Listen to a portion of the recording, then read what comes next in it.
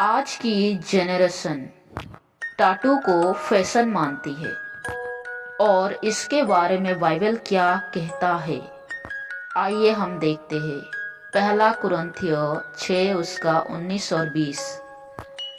क्या तुम नहीं जानते कि तुम्हारी देह पवित्र आत्मा का मंदिर है जो तुम में बसा हुआ है और तुम्हें परमेश्वर की ओर से मिला है और तुम अपने नहीं हो क्योंकि दाम देकर मोल लिए गए हो।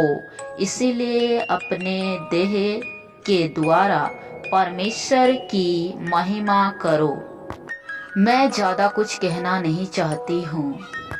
वचन सुनकर आप समझ ही गए होंगे कि बाइबल हमें टाटू के बारे में क्या कहता है।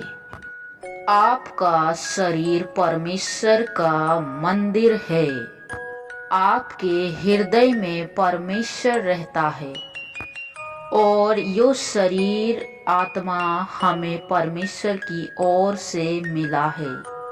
याद करो परमेश्वर ने आदम को कैसे बनाया था।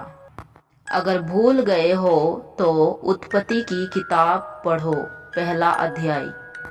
हम सब दाम देकर खरीदे गए हैं। यीशु मसीह ने हमारे लिए अपने लहू बहाकर हमें अपने लहू से खरीद लिया है। उसने हमें पाप से छुड़ाने के लिए अपनी कीमत चुकाई है। अपनी देह की बलि चढ़ा दी उसने आपके लिए, ताकि आप पाप से छुड़ाए जाओ, ताकि आप परमेश्वर की महिमा अपने शरीर के द्वारा करो। पहला कुरिन्थियो 10 उसका 31।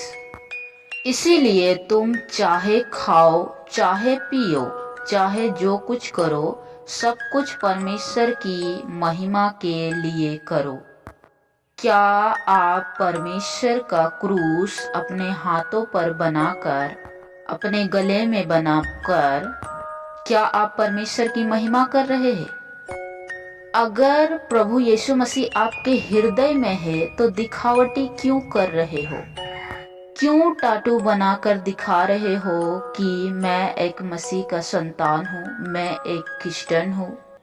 मेरे प्रियो, प्रभु यीशु मसीह ने कहा जो कुछ भी आप करो उसमें प्रभु की महिमा होने पाए, जिससे परमेश्वर का आदर करे लोग। ऐसा काम करो। ऐसा मत करो कि देखो मैंने हाथ पर क्रूस बनाया है और मैं परमेश्वर का बहुत बड़ा भक्त हूँ।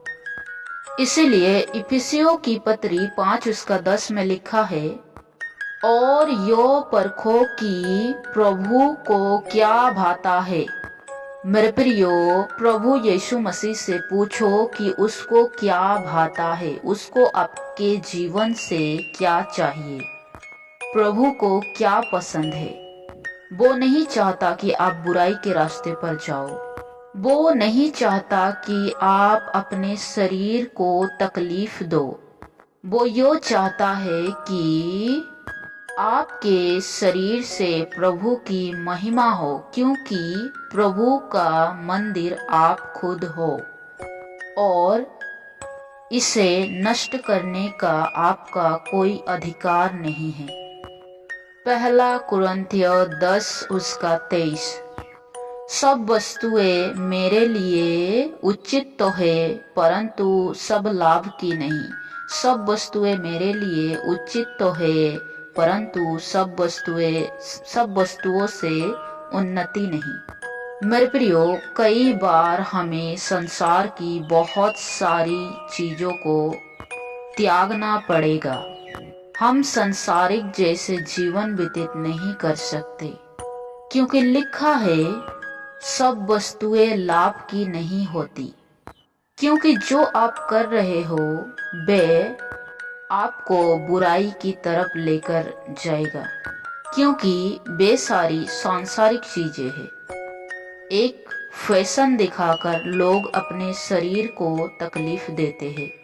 और इससे आपके शरीर में कई बड़ी बड़ी बीमारियां जन्म ले सकती है, जिससे शैतान आपके ऊपर अटैक कर सकता है और आपको आपके जीवन को नष्ट कर सकता है। क्योंकि जब टैटू बनाते हैं तब उसको पहले ड्राइंग करते हैं, उसके बाद उसको छेद करके बनाते हैं, फिर कलर लगाते हैं। इससे आपके शरीर को नुकसान पहुंचता है और परमेश्वर नहीं चाहता कि आपको तकलीफ हो। परमेश्वर नहीं चाहता कि आप बीमार पड़ो। आप ज्योति के संतान हो। परमेश्वर नहीं चाहता कि आप अंधकार में जाए। इसीलिए रोमियो की पत्री 1:24 में लिखा है, इस कारण परमेश्वर ने उन्हें उनके मन की अभिलाषाओं के अनुसार अशुद्धता के लिए छोड़ दिया कि वे आपस में अपने शरीरों का अनादर करें।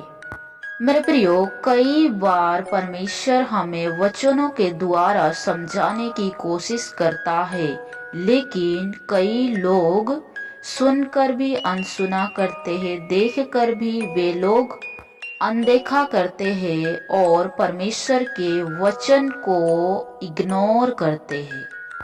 मैंने एक बार एक बहन को देखा, उसने अपने कानों पर एक साइड में प्रभु का क्रूस बनाया हुआ था।